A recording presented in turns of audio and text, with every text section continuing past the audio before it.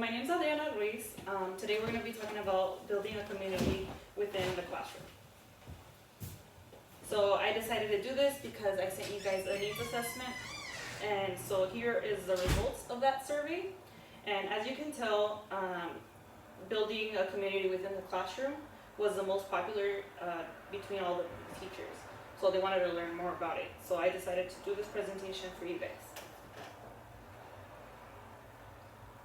And so the goal and purpose of community building within the classroom is to build a community within a classroom to create a positive learning environment that allows students to thrive as a person and academically.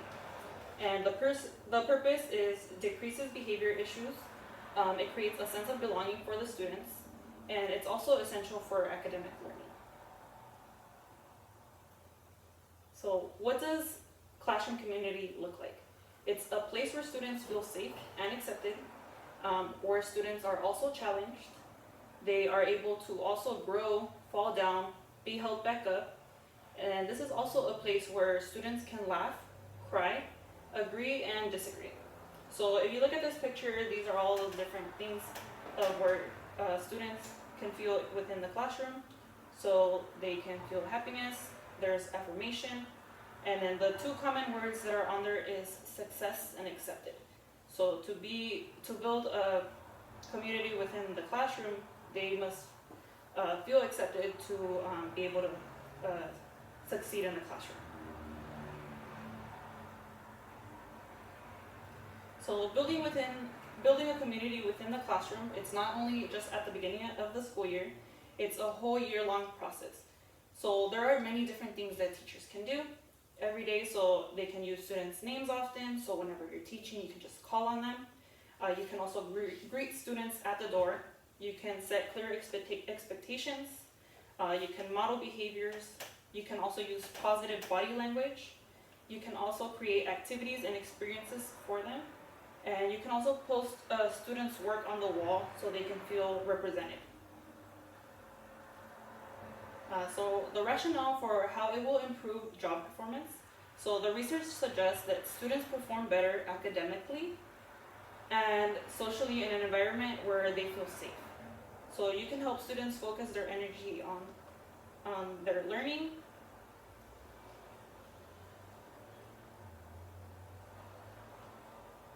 And so many students come with stressors into the classroom.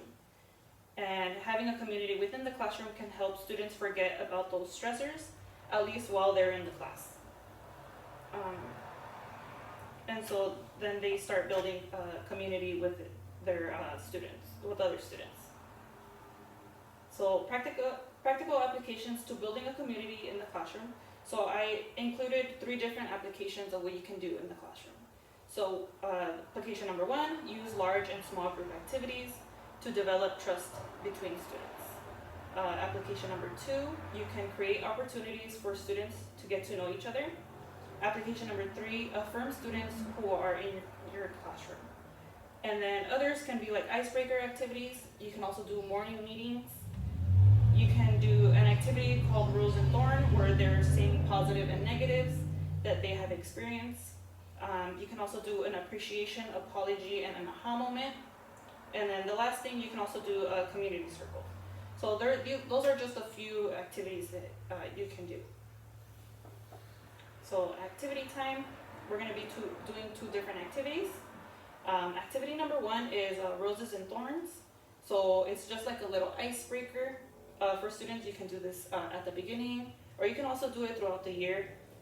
So for example, for roses, I would say my rose is I had a great workout yesterday, but my thorn is I am behind on planning. So I'm going to let you guys give it a try, and then we'll gather up again. Okay, so let's move on to activity number 2. It's going to be the Google Slides presentation. So I already shared it with you guys. You guys are going to be brainstorming ideas of different ways to build a community within your classroom. So you guys can think of ideas that you guys already do in your classroom, or you can also do research by looking things up on your phone. Okay, so I'll give you guys about like a minute or 2 to brainstorm ideas.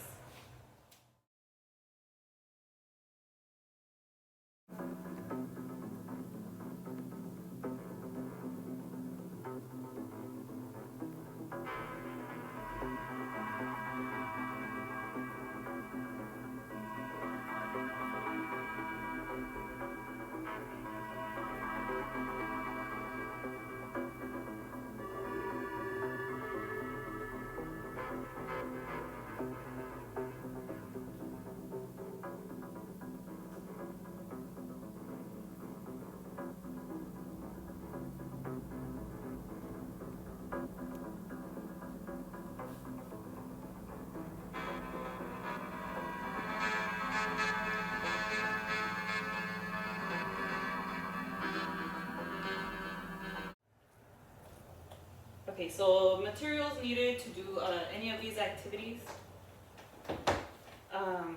It varies throughout the activities. So you could use electronic devices, paper, pen, sticky notes, colored pencils, paint, scissors. So depending on the activity, some of the materials you can use are these, but no materials are actually needed or necessary when you're trying to build a community within the classroom. All you really need is your voice to talk to one another in a positive and respectful manner. There are many activities you can create that help build a community within the classroom through verbal communication. Okay, so I'm going to pass out this handout. And so it's just called Small Things Teachers Can Do to Build a Community. And so this handout is going to be for you. You can put it up in your classroom. That's just going to remind you of some things that you can do when you're trying to build a community. And so just for this, I'm going to let you guys read through them, and then you're going to decide on one that you're going to plan to do in your classroom for the rest of the year.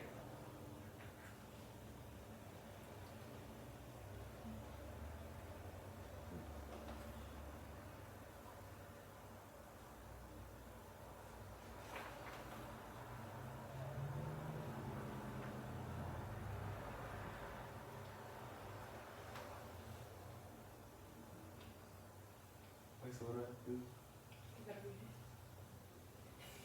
read Just edit that part out. it. Yeah.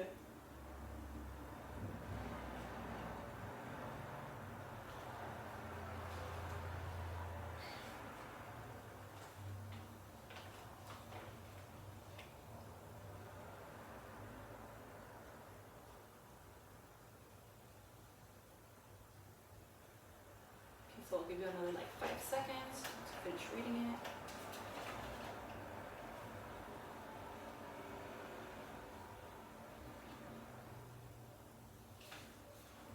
Okay, so what you're going to be doing is that you're going to be sharing with the people around you of what you chose on the worksheet of what you're planning to do for the rest of the year.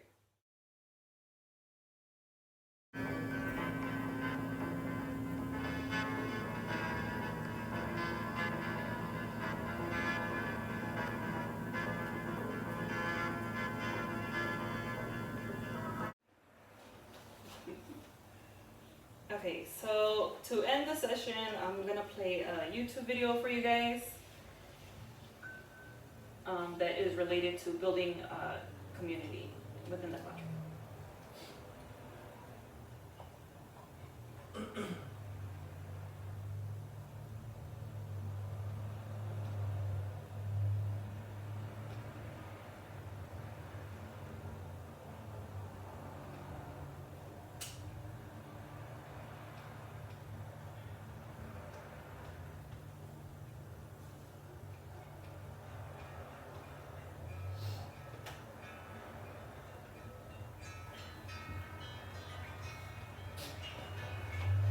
When students feel like they don't belong, they don't feel as if they're valued or heard or respected, and because of that, they don't do as well in actual schoolwork. They may feel insecure, they may feel as if they will be attacked at any time, and when you feel like you're just surviving to get through the school day, all your energy is taken up by looking for threats in the environment and keeping yourself safe, instead of putting all your energy into actually being able to learn and connect with others. We're social animals, and if we feel like we don't connect, we don't belong with the group that we're with, it actually not only creates harm in terms of anxiety and depression, but actually can cause physical harm. When students feel a sense of belonging, they feel safe, and they feel as if they make a mistake, they're not going to be attacked